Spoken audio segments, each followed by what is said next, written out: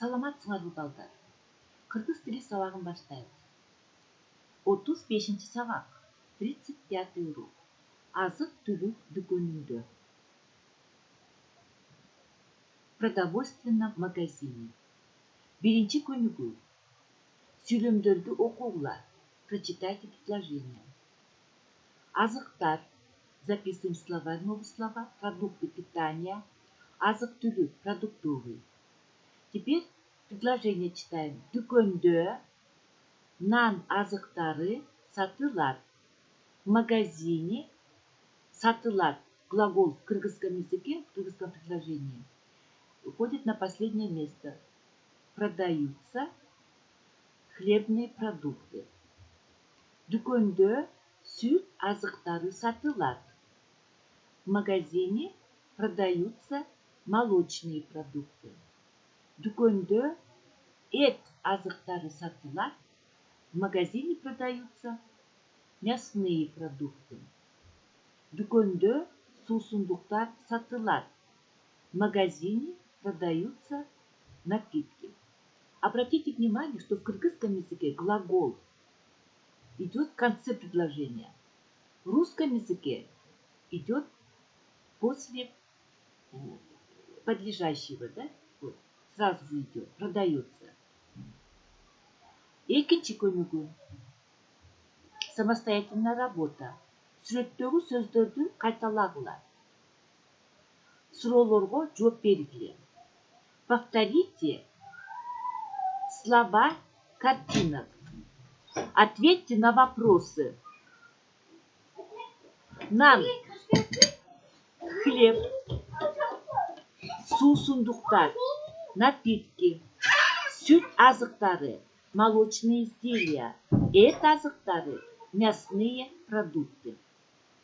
Суроолор, вопросы. Бул эмне? Булар азык-түлүктөр. Это продукты питания. Мында эмнелер бар? Дүкөндө азык-түлүктөр бар.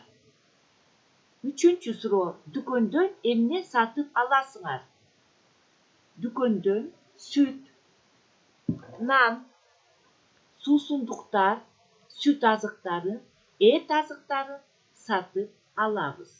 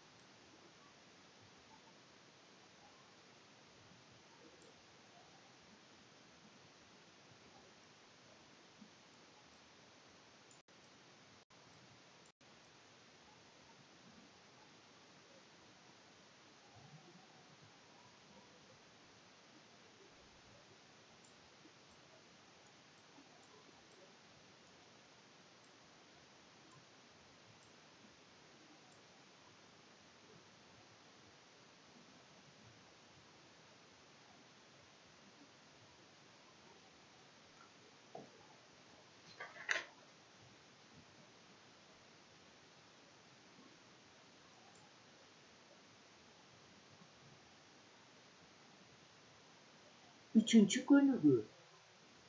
Толуктап айткыла.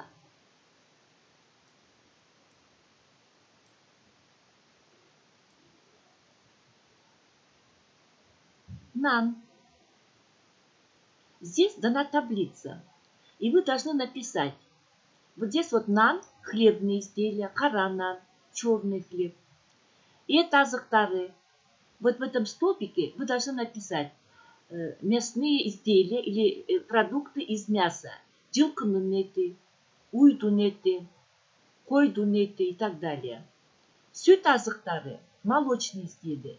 Здесь вы должны писать каймак, сүт, айран и так далее. Суусундуктар. Какие вы знаете напитки?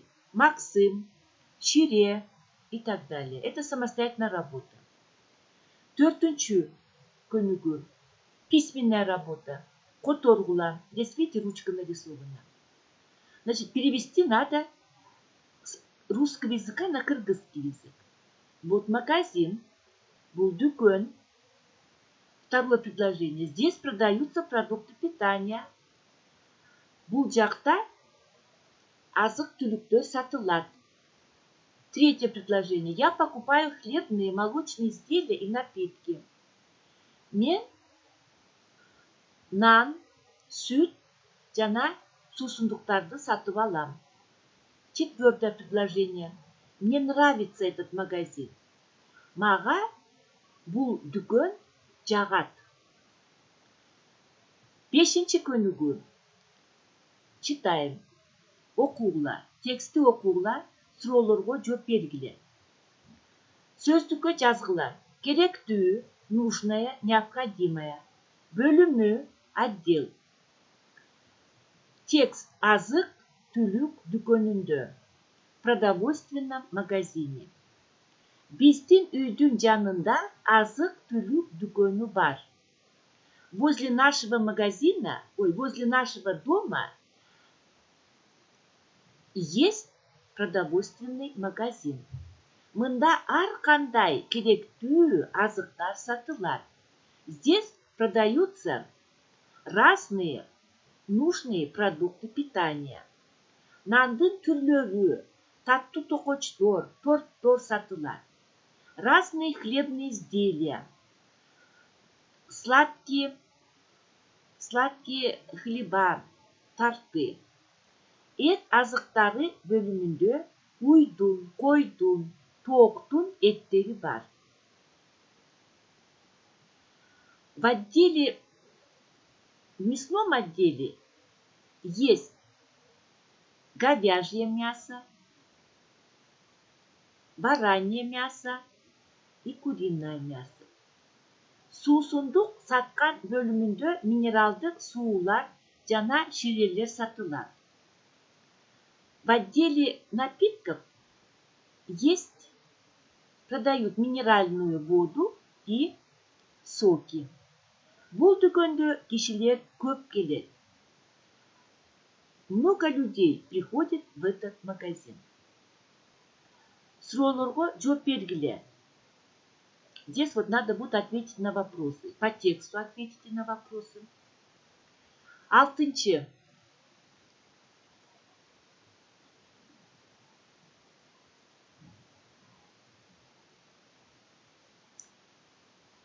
Самостоятельная работа. Ашык сөздөрдү тапкыла.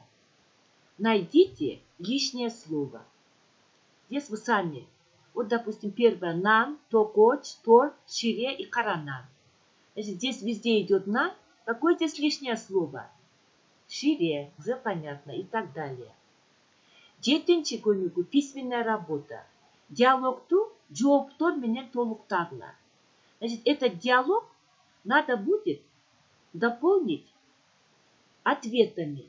Саламатсызбы? Саламатчылык, Коля. Сүт бүгүн көбү?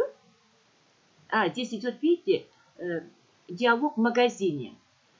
Сүт бүгүн көбү? Ооба. Сүт канча турат? Бүгүн түштү. Сегодняшнее молоко. Нан жаңыбы? Хлеб новый? Ооба.